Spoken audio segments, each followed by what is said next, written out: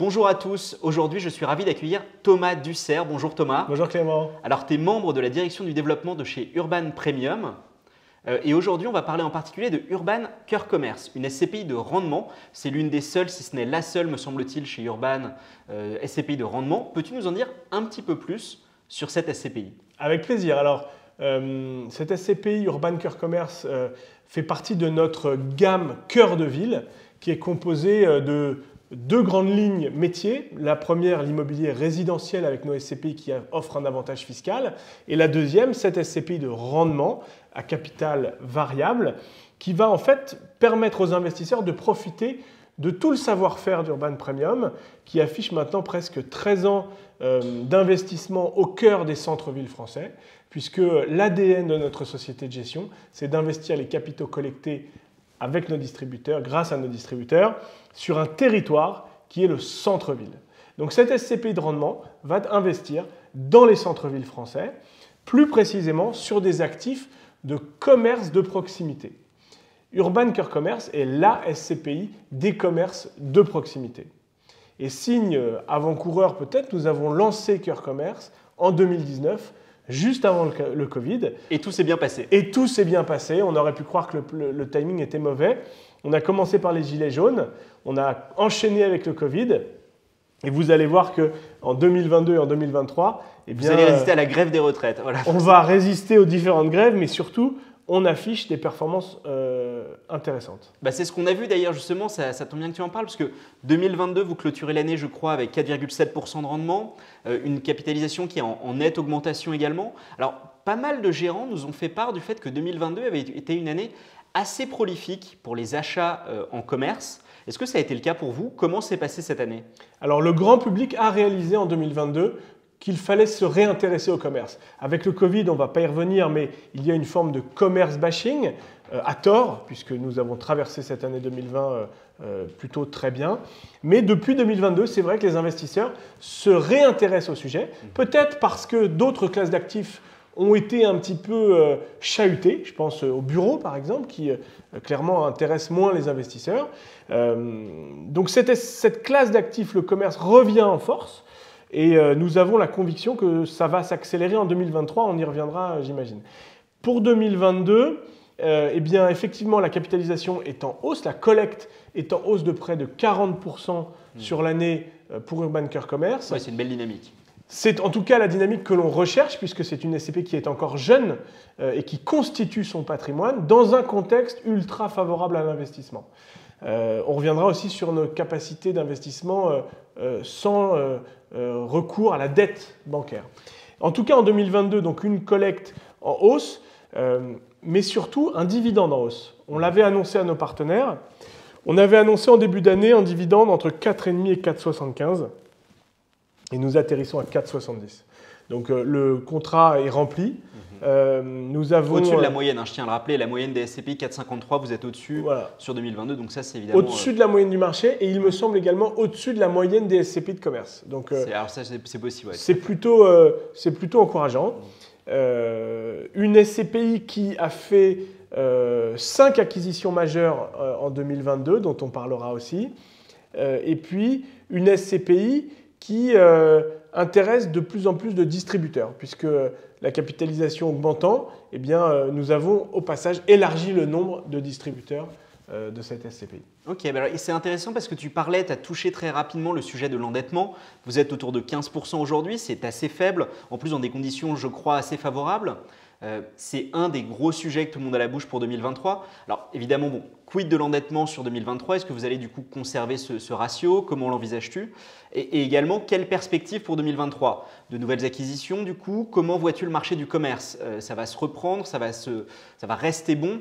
On sait qu'en fin de compte, on a découvert qu'il y a plusieurs commerces. Je pense par exemple à l'habillement, qui est plutôt en fait en désamour en ce moment, mais à l'inverse, d'autres types de commerces dits plus essentiels, au contraire, sont en plein essor. Donc voilà, comment tu vois 2023 de ton point de vue? Alors, ça fait beaucoup de questions. La première, Clément, sur le niveau d'endettement. D'abord, culturellement, chez Urban Premium, nous ne sommes pas des investisseurs à crédit. Parce que notre métier sur le premier la première activité historique d'Urban Premium, le résidentiel, nous n'avons pas recours à l'endettement du tout. Donc sur Urban Cœur Commerce, on a un endettement de l'ordre de 15%, tu l'as dit, sur cette SCPI, ce qui est très faible, ce qui est très rassurant, sécurisant, puisque c'est en plus une dette amortissable à taux fixe. Donc c'est plutôt une bonne nouvelle d'avoir eu recours à la dette au moment où les taux étaient encore très bas. C'est sûr. Donc nous ne serons pas impactés, nous, par la modification du contexte ou l'évolution du contexte de l'endettement, de la hausse des taux évidemment, puisque nos acquisitions ont toujours été faites sur un taux de rendement hors levier bancaire. Donc ça, ce n'est pas un sujet chez nous. Donc on va continuer cette stratégie plutôt d'investissement sans levier bancaire. On pourra stabiliser ce niveau de dette autour de 15%, ça ne pose pas de difficulté. En ce qui concerne le marché, alors il y a deux choses. D'abord, c'est intéressant de voir que depuis une petite dizaine d'années, il y a beaucoup d'acteurs qui, eux, avaient beaucoup recours à la dette. Et ces acteurs-là, aujourd'hui, ne sont plus là. Donc, ça veut dire qu'on a un accès et un sourcing qui, en fait, est peut-être plus large aujourd'hui et beaucoup moins d'acheteurs potentiels. Donc, des conditions d'investissement qui sont ultra favorables avec, sur le commerce, souvent, en tout cas en ce qui nous concerne, puisque notre particularité chez Urban, c'est depuis 30 ans d'arpenter les centres-villes et de connaître les propriétaires des immeubles, des commerces dans tel et tel quartier, eh bien, nous arrivons à acheter à des gens qui sont en bout de cycle patrimonial. C'est-à-dire que ce sont des gens qui ont acheté il y a 25, 30 ans, 35 ans des commerces, un portefeuille de commerce, et qui ont purgé la plus-value, qui ont un certain âge, et qui, dans le cadre d'une transmission, préfèrent transmettre des liquidités que du patrimoine immobilier. Donc, ça nous permet d'aller chercher des deals souvent hors marché par le travail de sourcing qui a été fait par nos équipes. Donc, on a accès à un patrimoine immobilier extrêmement bien placé, souvent sans intermédiaire, et ce qui nous permet d'acheter sur des bons niveaux. Donc, nous, on a une conviction plutôt très positive sur 2023 en termes d'invest. C'est ce que tu me disais d'ailleurs, parce que vous avez une cible, alors évidemment non garantie, je le rappelle, c'est toujours le cas, mais de 5%, donc encore en hausse en fin de compte par rapport à 2022. Oui, l'objectif cible de dividende en 2023 est établi à 5%. C'est un chiffre très symbolique, parce que 5% est un beau dividende, mais pour autant, on va continuer à mettre l'accent sur la qualité des emplacements. Je crois que plus que jamais, l'emplacement dans un investissement immobilier est le seul critère important à respecter. Et ce qui me fait penser d'ailleurs que cette stratégie semble payer pour vous, puisque tu m'annonçais que votre valeur de reconstitution devrait en fait s'établir au-dessus de 5% au-dessus du prix de part, ce qui est évidemment très favorable et qui du coup devrait rassurer tous les investisseurs. Le prix de la part est donc inférieur à la valeur de reconstitution des actifs. Donc ça montre que finalement votre choix des emplacements paye aussi sur cette métrique-là. Oui, la valeur de reconstitution est en hausse de près de 5%. En réalité, ce sont les expertises immobilières qui sont en hausse. Ouais. Ça veut tout simplement dire que nos équipes d'investissement, par leur travail d'asset management, par leur travail de sourcing dont on parlait, et ce marché qui est plutôt favorable à l'investisseur, nous permet de bien acheter. Et ça se ressent dans les valeurs d'expertise quelques mois ou quelques années après. C'est aussi ce qu'on cherche dans un investissement. J'ai toujours été assez contre la dictature du rendement et des chiffres. Il est important pour nous d'avoir un joli rendement, mais également une dimension patrimoniale qui va nous amener ce qu'on appelle la plus-value, tout simplement. Tout à fait, c'est pour ça d'ailleurs qu'on peut regarder par exemple le taux de rentabilité qui va inclure également la plus-value, le rendement global immobilier qui a été introduit récemment. Excellent, ça m'amène à une autre question du coup par rapport à la localisation. On a pu voir récemment que vous allez faire, alors vous l'avez peut-être déjà fait ou vous allez la faire, l'acquisition d'une galerie commerciale. C'est un type de produit qui est un peu plus rare chez les SCPI, mais je crois que vous avez de bonnes raisons de le faire. Est-ce que tu peux nous en dire un petit peu plus par exemple sur ce choix-là? Oui, c'est intéressant. Alors, cette SCPI a fait le choix de se concentrer sur les commerces de proximité extrêmement bien placés dans les artères commerçantes principales ou adjacentes pour aller simplement être dans les villes, dans les zones de chalandise les plus dynamiques. Nous avons donc pour objectif de diversifier, d'hyper-diversifier la SCPI, puisque à fin mars, nous aurons 72 commerces pour une capitalisation de 40 millions. C'est beaucoup de locataires, beaucoup d'emplacements pour une capitalisation qui est en croissance, mais qui d'ailleurs devrait passer les 50 millions rapidement. Maintenant, vous m'interrogez sur les galeries commerciales. La stratégie n'est pas instinctivement d'aller chercher des galeries commerciales, mais il se trouve que nous avons fait l'acquisition très récemment, on va pouvoir communiquer bientôt dessus, d'une galerie commerciale en centre-ville. Vous avez compris qu'à partir du moment où on est en centre-ville, on peut regarder le dossier. Il s'agit d'une galerie commerciale dans une gare TGV d'une des plus grandes métropoles régionales du sud de la France. Donc là, c'est assez exceptionnel et c'est un deal en plus qu'on achète sur des niveaux de rendement assez intéressants. On est autour de 7% à l'acquisition. Ah oui, c'est excellent. Voilà, ce qui nous sécurise aussi sur le dividende à 5% en 2023. Excellent. Mais écoute, c'est très bien parce que là, du coup, tu nous parles d'un exemple sur les galeries commerciales. Nous, on aime bien poser cette question de se dire, voilà, s'il y avait un bien emblématique qui représenterait vraiment la culture, l'ambition de la SCPI, lequel ce serait? Alors voilà, dans ton cas, pour Urban Cœur Commerce, est-ce que tu aurais un exemple qui ne soit pas du coup la galerie commerciale? Alors, il y a beaucoup d'exemples. Je pense à des villes comme Toulouse, des villes comme Nantes, des villes comme Aix-en-Provence dans lesquelles nous sommes investis.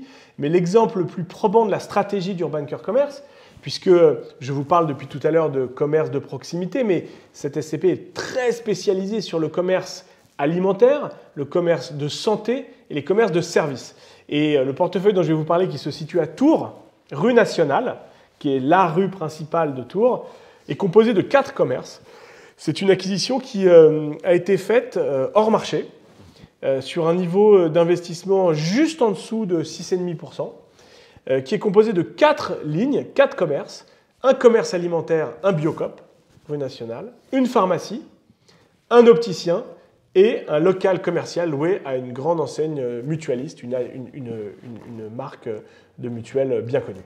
Excellent. Mais du coup, c'est pas mal parce qu'effectivement, ça nous montre la diversification, les types de commerces que vous souhaitez et, comme tu le rappelais, l'emplacement. L'emplacement, et on se concentre sur les commerces alimentaires dits essentiels, les commerces de santé et les commerces de services à la personne en cœur de ville. Excellent. Alors, dernière question pour aujourd'hui, le sujet ISR, l'investissement social et responsable. On en entend tous parler, d'ailleurs le label ISR peut parfois être un petit peu décrié. Vous n'êtes pas encore labellisé ISR, me semble-t-il. Vous regardez le sujet. Comment tu conçois du coup l'engagement de la SCPI Urban Cœur Commerce sur le sujet social et responsable? Alors, sans parler de labellisation, évidemment, c'est un sujet qu'on regarde chez Urban Premium. Je crois que cette SCPI a une vocation à traiter certains enjeux de notre société. Nous investissons en France, nous n'avons pas d'ambition à aller investir à l'étranger. Nous avons une ambition qui est d'accompagner les économies locales, les dynamiques régionales, les dynamiques des villes moyennes, des métropoles, qui ont, entre autres, comme ambition de dynamiser, de redynamiser ou de continuer dans cette belle dynamique que certains centres-villes affichent clairement, comme Bordeaux, comme Strasbourg, comme Lille. Notre objectif, c'est d'accompagner ces dynamiques locales, ces ambitions. Et l'ambition d'un maire, l'ambition d'une ville et l'ambition d'une région, c'est entre autres une offre commerciale riche dans les centres-villes pour les faire vivre, pour conserver les emplois et pour que les gens conservent leur qualité de vie dans les centres-villes. Eh bien, écoute, très belle mission que vous vous fixez là. Merci Thomas d'être parmi nous aujourd'hui pour parler de Urban Cœur Commerce. Merci Clément.